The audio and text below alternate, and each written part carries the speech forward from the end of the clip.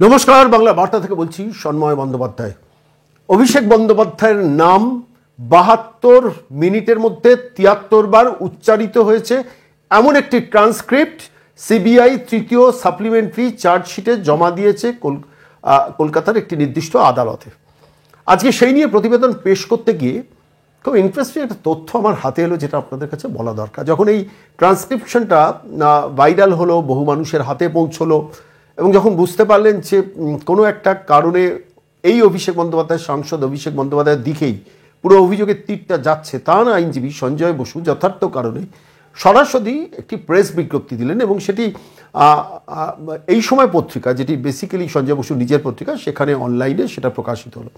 সেখানে পরিষ্কারভাবে কতগুলো তথ্য দেওয়া হলো, খুব ইন্টারেস্টিং তথ্য। মানে যেখানে পরিষ্কারভাবে বলা হচ্ছে যে সিবিআই রাজনৈতিক উদ্দেশ্য প্রণোদিতভাবে তার মক্কেলের ভাবমূর্তিটাকে খারাপ করার জন্য নির্দিষ্টভাবে এই ট্রান্সক্রিপশনের বয়ানটিকে ছড়িয়ে দেওয়া হয়েছে সোশ্যাল মিডিয়াতে এবং সংবাদ মাধ্যমের কাছে।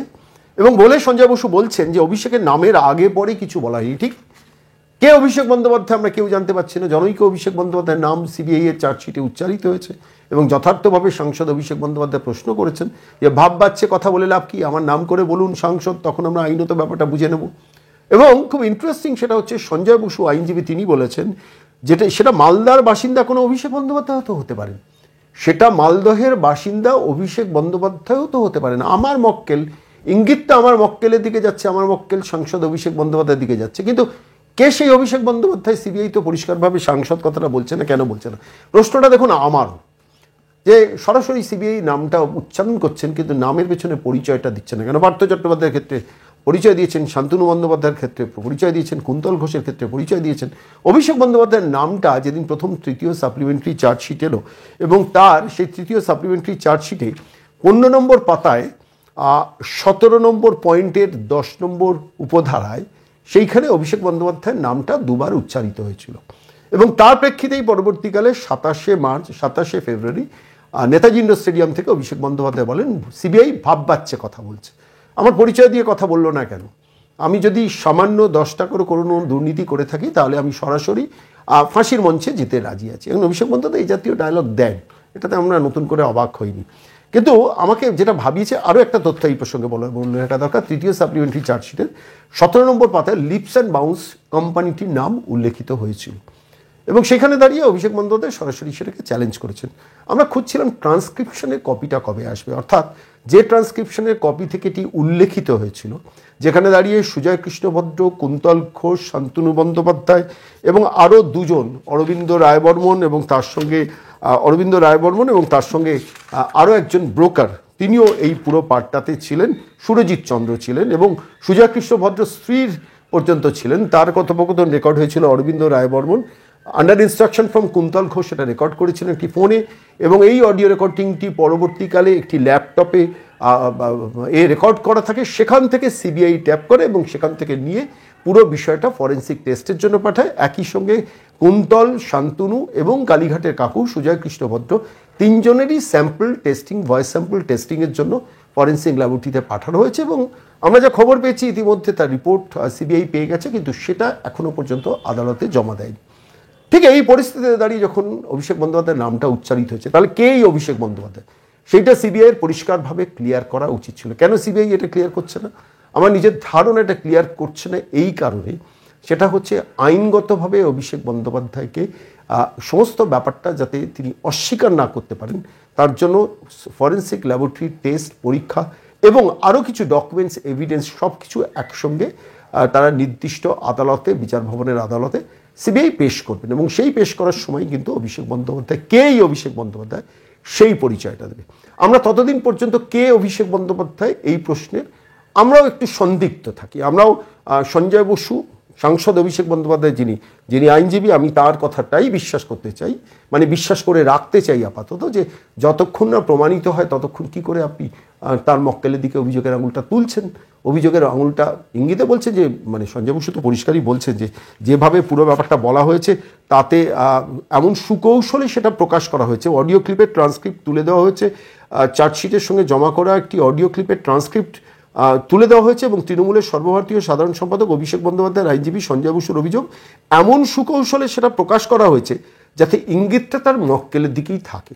দেখুন, অভিষেক বন্দ্যোপাধ্যায় নাম এলে তো স্বাভাবিকভাবেই সাংসদ অভিষেক বন্দ্যোপাধ্যায়কে লক্ষ লক্ষ মানুষ চেনেন বাংলা, তার দিকে ইঙ্গিতটা যাবে, এটা স্বাভাবিক। কিন্তু যতক্ষণ না সিবিআই তার পরিচয়টা দেন, তার বাবার নাম এবং তার অন্যান্য রাজনৈতিক পরিচয়টা না দেন, ততক্ষণ পর্যন্ত সাংসদ অভিষেক বন্দ্যোপাধ্যায় হিসেবে নির্দিষ্টভাবে কারো কিছু বলা উচিত না। আমরাও তাই বলছি না। কিন্তু আমি আজকে আপনাদের কাছে যে ট্রান্সক্রিপ্টটা সিবিআই জমা দিয়েছে সেটা নিয়ে খুব বেশি আলোচনা হচ্ছে না বলে আমার মনে হলো একটু তথ্য দেওয়া দরকার। 23 পাতার এই ট্রান্সক্রিপ্টের প্রতিলিপিটা আমি সোশ্যাল মিডিয়া থেকে উদ্ধার করেছি এবং এই 23 পাতার ট্রান্সক্রিপ্টে আমি সংবাদ মাধ্যমে দেখছিলাম যে 72.59 মিনিটে, অর্থাৎ প্রায় 73 মিনিটে 73 বার অভিষেকের নামটা উচ্চারিত হয়েছে।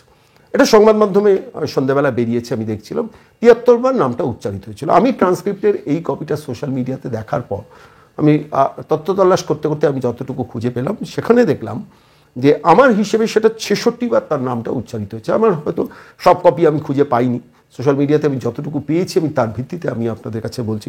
যেমন ধরুন 1 নম্বর পাতায় অভিষেক বন্দ্যোপাধ্যায়ের নাম উচ্চারিত হয়েছে 3 বার, 3 নম্বর পাতায় উচ্চারিত হয়েছে 4 বার, 4 নম্বর পাতায় উচ্চারিত হয়েছে 1 বার, 6 নম্বর পাতায় উচ্চারিত হয়েছে 2 বার, 7 নং পাতায় উচ্চারিত হয়েছে 2 বার, 8 নং পাতায় উচ্চারিত হয়েছে 2 বার, 9 নং পাতায় উচ্চারিত হয়েছে 2 বার, 10 নং পাতায় উচ্চারিত হয়েছে 15 বার, 11 নং পাতায় উচ্চারিত হয়েছে 3 বার, 12 নং পাতায় উচ্চারিত হয়েছে 2 বার, 15 নং পাতায় উচ্চারিত হয়েছে 3 বার, 16 নং পাতায় উচ্চারিত হয়েছে 3 বার, 18 নং পাতায় উচ্চারিত হয়েছে 7 বার, 20 নং পাতায় উচ্চারিত হয়েছে 6 বার, 21 নং পাতায় উচ্চারিত হয়েছে 10 বার, 22 নং পাতায় উচ্চারিত হয়েছে 1 বার। আমি ট্রান্সক্রিপ্টের সমস্ত কপিটা খুঁজে খুঁজে যতটুকু তথ্য পেলাম আমি সেইটাই বললাম। বেশিরভাগ ক্ষেত্রে অভিষেক বন্দ্যোপাধ্যায় নামটা উচ্চারিত হয়েছে, কোনো কোনো ক্ষেত্রে অভিষেক কথাটা উচ্চারিত হয়েছে। এবার সাহেব টাইপ কিছু কিছু উচ্চারিত হয়েছে, সেটা তো অন্য জিনিস। এবার এই ট্রান্সক্রিপ্টে খুব ইন্টারেস্টিং একটা তথ্য আপনাদের কাছে পেশ করি যে দেখুন, বেশিরভাগ এই যতবার আমার হিসেবে 66, সংবাদ মাধ্যমের হিসেবে 73 বার, যেটাই ঠিক হোক, তার প্রায় 95% ক্ষেত্রে এই অভিষেক বন্দ্যোপাধ্যায় নামটা উচ্চারণ করেছেন কে? সুজয় কৃষ্ণ ভদ্র বা কালীঘাটের কাকু যাকে বলা হয়, তিনি উচ্চারণ করেছেন। আর 5-7 বার নামটা উচ্চারণ করেছেন শান্তনু বন্দ্যোপাধ্যায়। আমি অন্তত ট্রান্সক্রিপ্টের কপিতে যা তথ্য পেলাম আমি সেটা আপনাদের কাছে বলছি। ইন্টারেস্টিং যেটা হচ্ছে, কুন্তল ঘোষ একবারের জন্য কিন্তু শান্তনু অভিষেক বন্দ্যোপাধ্যায়ের নামটা উচ্চারণ করেননি। এটা আমাকে প্রশ্নটা ভাবিয়েছিল। আমি এখান থেকে যে উত্তরটা নিজেই খুঁজে পেলাম যে দেখুন, অরবিন্দ রায়বর্মন ছিলেন কুন্তল ঘোষের স্টাফ। কুন্তল ঘোষ অরবিন্দ রায়বর্মনকে এটাকে রেকর্ড করতে বলেছিলেন এবং এই রেকর্ডটা করতে বলেছেন সেটা কুন্তল ঘোষ জানেন। তাই কুন্তল ঘোষ কনসাসলি অভিষেক বন্দ্যোপাধ্যায়ের নামটা উচ্চারণ করেননি, কেন ওটা রেকর্ডিং হচ্ছে জানেন, ফলত নিজে উচ্চারণ করেনি। শান্তনু উচ্চারণ করেছেন, সুজয় কৃষ্ণ ভদ্র উচ্চারণ করেছেন। এখানে বলা দরকার যে এই যারা বসেছিলেন তার মধ্যে সুজয় কৃষ্ণ ভদ্র প্রয়াত স্ত্রীও ছিলেন। তার বাড়িতে একটি পাখি ছিল, সে পাখিটার ভয়েস মাঝে মাঝে রেকর্ডে রয়েছে। এবার প্রশ্নটা হচ্ছে যে আমি যে তথ্যগুলো দিলাম যে 72.59 মিনিটে 73 বার অভিষেকের নাম উচ্চারিত হয়েছে 23 পাতার ট্রান্সক্রিপশনের কপিতে, সেই তথ্যটা কিন্তু আলটিমেটলি ফোকাসড হয়েছে। এবার অভিষেক বন্দ্যোপাধ্যায় বা সাংসদ অভিষেক বন্দ্যোপাধ্যায় তিনি অস্বীকার করেছেন, তার আইনজীবীকে দিয়ে পুরো ব্যাপারটাকে অস্বীকার করেছেন, এটা খুব স্বাভাবিক। এবার প্রশ্নটা হচ্ছে যে কথাটা তিনি বলেছেন, আমি স্টেপ বাই স্টেপ এক একটা তথ্য আপনাদের কাছে পেশ করব, যেগুলো আমি যতটা ট্রান্সক্রিপশনের কপিটা পড়েছি আমি তার ভিত্তিতেই আপনাদের কাছে বলছি। সেটা হচ্ছে যেখানে দাঁড়িয়ে সঞ্জয় বসু যিনি প্র্যাকটিক্যালি এটার একটা রিজয়েন্ডার দিয়েছেন, বলেছেন যে আমার মক্কেলকে হেয় করার জন্য বলা হচ্ছে, অ্যাজ ইফ সুকৌশলে ছড়ানো হচ্ছে যেন ইঙ্গিতটা তার মক্কেলের দিকেই। যদি আমরা বলছি যে আমরা এখনও বিশ্বাস করতে চাইছি না আনলেস অ্যান্ড আনটিল সিবিআই পুরো তথ্যটা সারফেসে নিয়ে আসে। সিবিআই কবে আনবে সেই দিকে আমাদেরও নজর থাকবে, আপনাদেরও নজর থাকবে এবং অবশ্যই অভিষেক বন্দ্যোপাধ্যায় এবং সঞ্জয় বসুরও নজর থাকবে যে কবে আলটিমেটলি এই অভিষেক বন্দ্যোপাধ্যায় সাংসদ অভিষেক বন্দ্যোপাধ্যায় কিনা সেটা সিবিআই আদালতে বলবে কিনা। আমার নিজের ধারণা 4র্থ বা 5ম সাপ্লিমেন্টারি চার্জশিটে এই অভিষেক বন্দ্যোপাধ্যায় সেটা কিন্তু সিবিআই শেষ পর্যন্ত সারফেসে আনবে। আমি আজকে একটা তথ্যের কথা এখানে উল্লেখ করব। এর সঞ্জয় বসু অভিষেক বন্দ্যোপাধ্যায়ের আইনজীবী বলছেন সেটা মালদার বাসিন্দা কোনো অভিষেক বন্দ্যোপাধ্যায়ও তো হতে পারে। ঠিক, আমি সঞ্জয় বসুর কথায় সম্মত হয়ে আমি একটা তথ্য আপনাদের কাছে পেশ করছি যে সাপ্লিমেন্টারি চার্জশিটের নির্দিষ্ট একটি পাতার কথা আপনাদের কাছে আমি উল্লেখ করব। পাতার নম্বর হচ্ছে 9 নম্বর পাতা। এই 9 নম্বর পাতার একটি নির্দিষ্ট প্যারায় সুজয় কৃষ্ণ ভদ্রকে বলতে শোনা যাচ্ছে যে আমি একদম মমতা ব্যানার্জির পরিবারের সঙ্গে যুক্ত 1984 থেকে। আমি একদম মমতা ব্যানার্জির পরিবারের সঙ্গে যুক্ত 1984 থেকে। 1984 থেকে আমি মমতা ব্যানার্জির পরিবারের সঙ্গে যুক্ত। মমতা ব্যানার্জি বেহালায় প্রথম আমার বাড়ি পা রাখেন, 4 ঘন্টা কাটিয়ে যান। কে বলছেন? সুজয় কৃষ্ণ ভদ্র। 9 নম্বর পাতার ট্রান্সক্রিপ্টে এটা কিন্তু বয়ানটা উল্লেখিত। এখান থেকে কিছুটা ইঙ্গিত পাওয়া যাচ্ছে কে হতে পারেন এই অভিষেক বন্দ্যোপাধ্যায়। আমি সঞ্জয় বসুকে আমি জিজ্ঞেস করছি আপনাকে যে এখানে যে ইঙ্গিতটা রয়েছে কিসের ইঙ্গিত। আমি এই প্রসঙ্গে আমার অনেকগুলো আমি ট্রান্সক্রিপ্টের কপিটা একদম লাইন বাই লাইন ধরে ধরে পড়ছিলাম। পড়তে গিয়ে আমি আরও একটা জায়গায় ঠক্কর খেলাম। সেই ঠক্করের জায়গাটা বলি। 10 নম্বর পাতা, এটা 23 পাতার মধ্যে 10 নম্বর পাতা, নির্দিষ্ট পাতায় সুজয় কৃষ্ণ ভদ্র বলছেন যে কথা প্রসঙ্গে বলছেন, সেই করে আমি গাড়ি প্রথম এয়ারপোর্টে অভিষেক ব্যানার্জি 3 দিন কলকাতায় থাকলে 3 দিন অভিষেক ব্যানার্জির বাড়িতে গাড়ি লেগে থাকতো, ড্রাইভার তেল সহ। ঠিক আছে, আমার অভিষেক ব্যানার্জি জীবনের প্রথম টাকাটা হাতে অভিষেক ব্যানার্জিকে আমি দিয়ে দিয়েছি। আমি সেই টাকাটা নিতে অভিষেক ব্যানার্জির বেহালায় আমার কাছ থেকে সেই টাকাটা নিতে অভিষেক ব্যানার্জি বেহালায় এসেছেন নিজে। কে বলছেন? সুজয় কৃষ্ণ ভদ্র। এইসব গল্প আজ লোকে বললে তো আর বিশ্বাস করবে না। 2008 সালে অভিষেক ব্যানার্জি নিজে এসে টাকা নিয়ে গেছে। আমি বলছি 10 নম্বর পাতা, 23 পাতার ট্রান্সক্রিপশনে 10 নম্বর পাতা থেকে আমি আপনাদের সেটা দেখাচ্ছি। এখন প্রশ্নটা হচ্ছে যে এইসব কথাগুলোর মধ্য দিয়ে নতুন করে কিছু প্রমাণ করার দরকার নেই। আমি বলছি যতগুলো পাতায় যা যা তথ্য আছে, যা যা শব্দবন্ধ আছে, প্রত্যেকটা যদি আপনি স্টেপ বাই স্টেপ পড়েন, এখানে কে এই অভিষেক বন্দ্যোপাধ্যায় বুঝতে কোনো অসুবিধা হয় না। কিন্তু আনলেস অ্যান্ড আনটিল, আবার বলছি, সিবিআই যতক্ষণ না অফিসিয়ালি ডিসক্লোজ করে, 4th বা 5ম সাপ্লিমেন্টে সেটা যদি ডিসক্লোজ করে, তখনই আমরা বলতে পারবো কে এই অভিষেক বন্দ্যোপাধ্যায় নিজে এইভাবে টাকা নিয়ে যেতেন এবং কত কোটি কোটি টাকা হ্যান্ডেল হয়েছে সেই সব গল্প মানে মাঝে মাঝেই তথ্য দিয়ে শব্দ দিয়ে মানে একদম ফিগার দিয়ে বলেছেন। আমি সেগুলো দেখতে দেখতে ভাবছিলাম যে এই ট্রান্সক্রিপশনের কপি কি সারফেসে বাংলায় আসবে আমি জানি না। যেই করে থাকুন না কেন, চাকরি বিক্রির টাকায় যদি এই সব লোকজন এইভাবে এত কোটি কোটি টাকা হস্তান্তর করে, ঘটনা প্রসঙ্গে বলে রাখা দরকার যে মানিক ভট্টাচার্য, পার্থ চট্টোপাধ্যায়ের নাম বারবার এসছে এবং শান্তনু বন্দ্যোপাধ্যায়, অভিষেক বন্দ্যোপাধ্যায়ের নামটি 4-5 বার নিয়েছেন, আর বেশিরভাগটাই সুজয় কৃষ্ণ ভদ্র কালীঘাটের কাকু নিয়েছেন।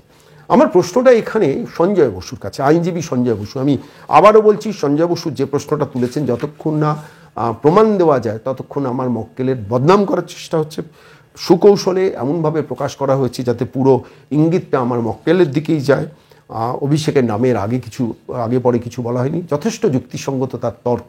তো আমি কয়েকটা প্রশ্ন সঞ্জয়বাবুকে করবো আজকের এই প্রতিবেদনে। আচ্ছা সঞ্জয়বাবু, সুজয় কৃষ্ণ ভদ্রলোকটি কি?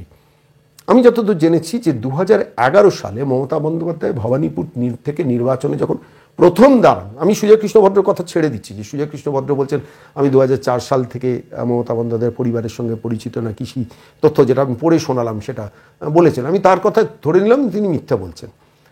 আমি আপনার কথা ধরছি, আপনি একটা যুক্তি দিয়ে বলেছেন যে 4 জন ডাকাত যদি একসঙ্গে বসে ডিক্লেয়ার করে যে আমাদের ভাগের টাকা আমি মার্কিন যুক্তরাষ্ট্রের রাষ্ট্রপতির কাছে দিয়েছি, তাহলে কি মার্কিন যুক্তরাষ্ট্রের রাষ্ট্রপতি অভিযুক্ত হয়ে যাবেন? ঠিক, আপনাদের লজিক ঠিক। কিন্তু আমি এখানে প্রশ্নটা করছি, 4 জন ডাকাত বসে যদি বলেন, তাহলে এই যাদের ট্রান্সক্রিপশনে কপি সিবিআই জমা দিয়েছেন তারা কারা? একটু আমি সঞ্জয় বসুকে স্মরণ করিয়ে দেবো। সুজয় কৃষ্ণ ভদ্রকে, সুজয় কৃষ্ণ ভদ্র হচ্ছেন সেই ব্যক্তি যিনি মমতা বন্দ্যোপাধ্যায় যখন 2011 নির্বাচনে বিধানসভায় দাঁড়িয়েছিলেন তখন তার ডামি ক্যান্ডিডেট হয়েছিলেন ভবানীপুরে এই সুজয় কৃষ্ণ ভদ্র। এই সুজয় কৃষ্ণ ভদ্রকে আমি আর একটু পরিচয় করে দিই, সঞ্জয়বাবু আপনাকে বলে দিই। এই সুজয় কৃষ্ণ ভদ্র হচ্ছেন সেই ব্যক্তি যিনি 2012 সালের, আমি যদি তারিখটা ভুল না দেখি, আপনি একটুখানি আপনার ডেটা ডকুমেন্ট চেক করে নেবেন আপনার মক্কেলের কাগজপত্র থেকে। এই সুজয় কৃষ্ণ ভদ্র হচ্ছেন 2012 19 এপ্রিল লিপস অ্যান্ড বাউন্স বলে যে কোম্পানিটা তৈরি হয়েছিল তার ডিরেক্টর হিসেবে তিনি শপথ নিয়েছিলেন। ডিরেক্টর হিসেবে প্রথম অংশগ্রহণ করেন 2012 সালের 19 April, if I am not wrong. আর ওই 2012 সালের 19 এপ্রিল ওই লিপস অ্যান্ড বাউন্সে সাংসদ অভিষেক বন্দ্যোপাধ্যায়, অধুনা সাংসদ অভিষেক বন্দ্যোপাধ্যায় সেই সময় কিন্তু লিপস অ্যান্ড বাউন্সের ডিরেক্টর হয়েছিলেন। ভালো করে একটু খেয়াল করুন, যদি আমি তথ্যটা ভুল দিই আমাকে বলবেন, আমি সংশোধন করে দেবো। 2012 সাল 19 এপ্রিল অভিষেক বন্দ্যোপাধ্যায়, বর্তমান যিনি সাংসদ, তিনি লিপস অ্যান্ড বাউন্সের ডিরেক্টর হয়েছিলেন। আর এই সুজয় কৃষ্ণ ভদ্র ওই 2012 19 এপ্রিল লিপস অ্যান্ড মাউন্সের ডিরেক্টর হয়েছিল।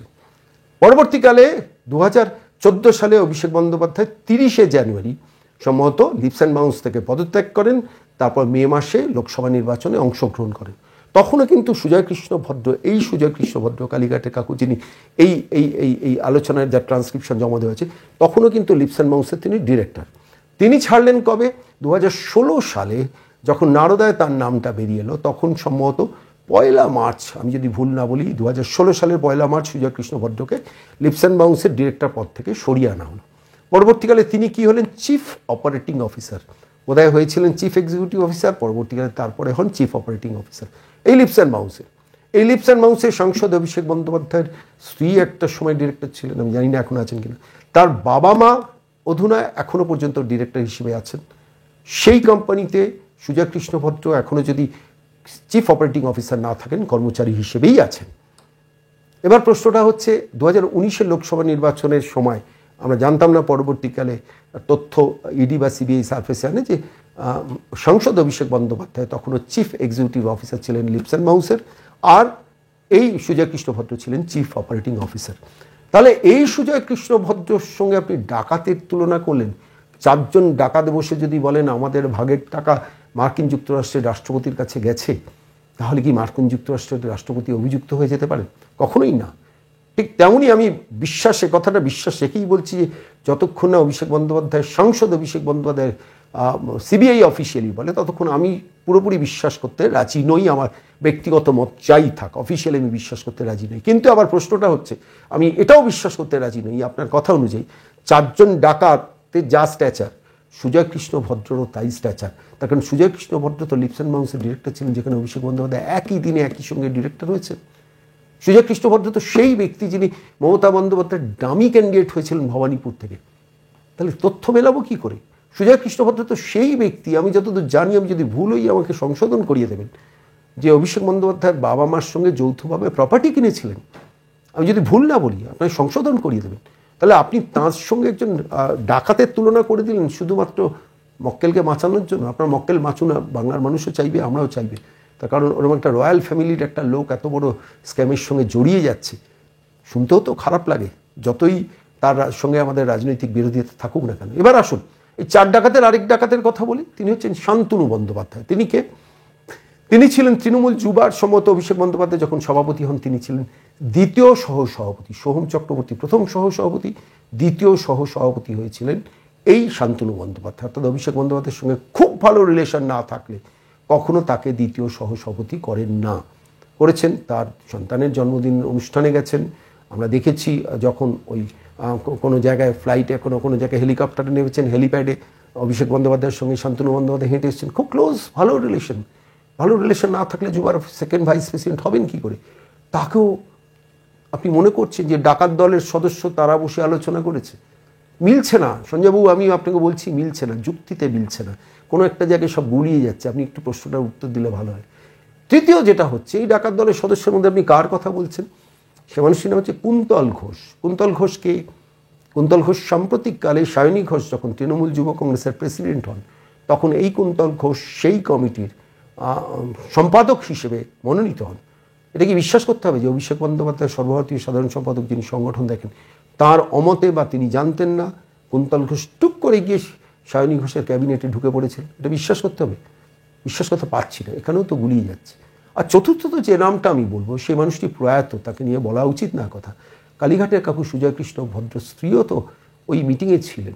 আপনি প্রয়াত কালীঘাটের কাকু, যিনি লিপস অ্যান্ড মাউন্সের ডিরেক্টর ছিলেন দীর্ঘদিন, চিফ অপারেটিং অফিসার ছিলেন, তার প্রয়াত স্ত্রীও। তাহলে এই ডাকাত টিমের 4 জন বসে আলোচনা করছে, তার সঙ্গে আপনি তুলনা টেনে দিলেন সঞ্জয়বাবু। আপনি বাঘা আইনজীবী, এক সময় পশ্চিমবঙ্গ সরকারের আইনজীবী ছিলেন, এক সময় পশ্চিমবঙ্গ সরকারের স্ট্যান্ডিং কাউন্সিল ছিলেন সুপ্রিম কোর্টে, যদিও এখন মমতা বন্দ্যোপাধ্যায় আপনাকে সরিয়ে দিয়েছেন। কিন্তু আপনি এখনও তো অভিষেক বন্দ্যোপাধ্যায়ের ওয়েল উইশার, শুধু নয় ট্রাস্টেড লেফটেন্যান্ট, তার হয়ে সমস্ত আইনি সওয়ালগুলো এখনও করছেন।